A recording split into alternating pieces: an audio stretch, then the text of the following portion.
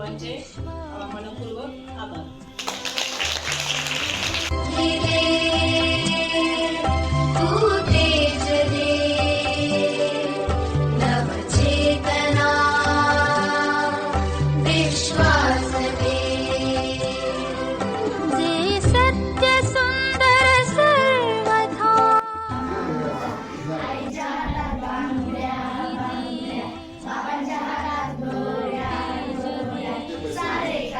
सगळ्यात पहिले अंडी घालतात, मग अंडी तयार होते.